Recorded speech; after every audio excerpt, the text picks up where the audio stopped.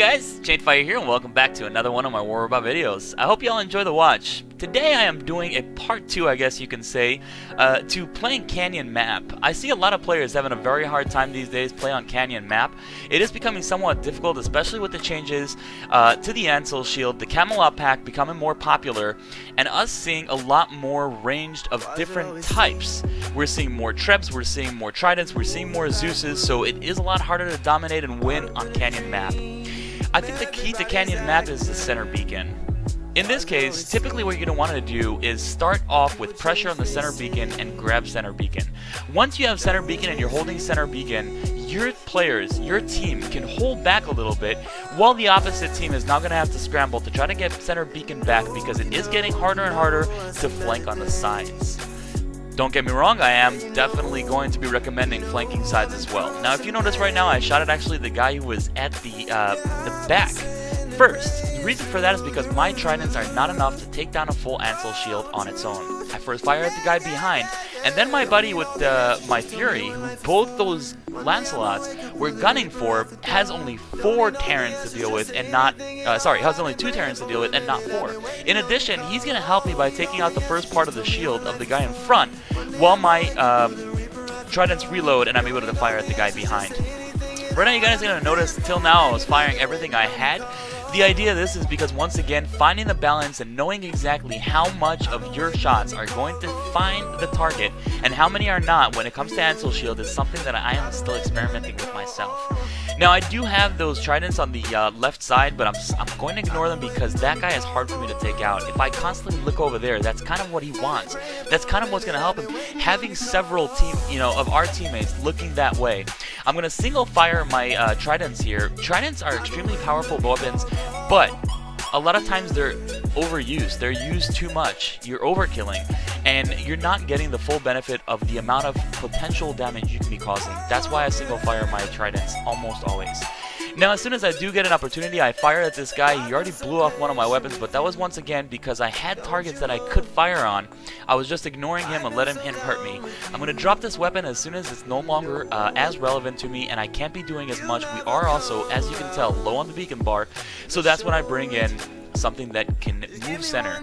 I see this Lancelot, I was about to back up, but I figured, you know what, let me at least hit him, take out his shield, and then jump back. Because I was going to jump back regardless, I do have to be a little more conservative here, and my players in this point are spread out throughout the map.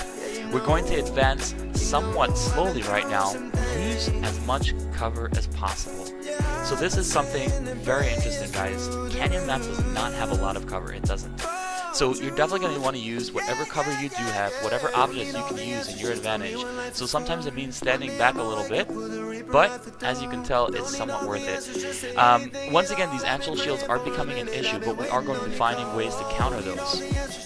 This wasn't the most brilliant jump, but I did figure I would be able to get away and join my buddy on the opposite side.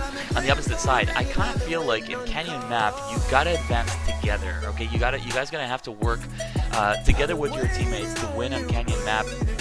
Being spread out, unless you really know what you're doing, and unless you're in a very fast robot, I definitely don't recommend spreading out too much. If you are spreading out, make sure that you mind your surroundings and notice where you're going to be jumping and moving.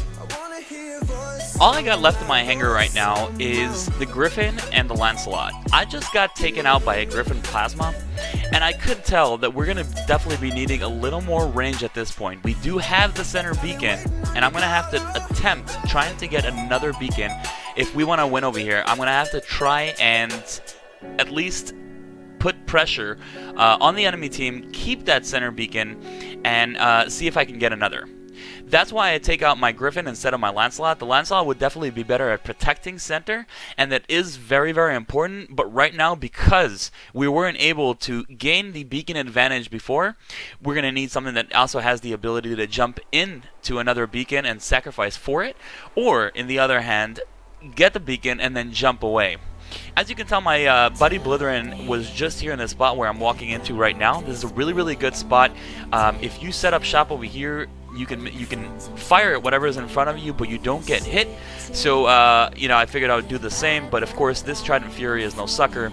Right now, the beacon bar is at a point where we have to get a beacon. So this wasn't the brightest jump, but I'm definitely not getting to the further beacon. So if I can get any, it's this one. I'm going to go for it even though this is so close to their spawn.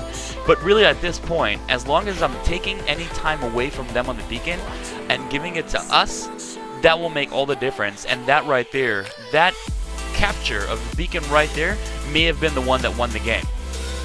Applying that pressure also means that instead of spawning and going to the left side, they immediately have to go to their right side, getting them closer to the, my teammates, which in this case was Blitherin with a Griffin RDB. So when that guy came to get the beacon, Blitherin would have the choice if to go and get him or not. But once again, it is putting them in a compromising position. Once again, they go for a center here, and at this point I have my Lancelot. This is my last robot, but it's actually perfect timing for this bad boy. As you can tell, anytime that I have the opportunity, I fire those thunders. The thunder doesn't do a lot of damage from far, but it does chip away at these guys, and the reload time is extremely fast. The reload time on the thunder is only a shell per second, so that is very, very decent reload time. Once again, when we're using our cover, I do like going, if we're not up against too many shielded bots or too many ranged bots, going directly over the bridge is the fastest way of getting around the map, because any other time you're gonna have to be going all around and flanking. I hope you guys enjoyed this video. If you did, go ahead and hit the thumbs up so more people can see it. If you haven't yet, subscribe to my channel to be notified when I upload videos, and I hope to see you guys real soon in my next video.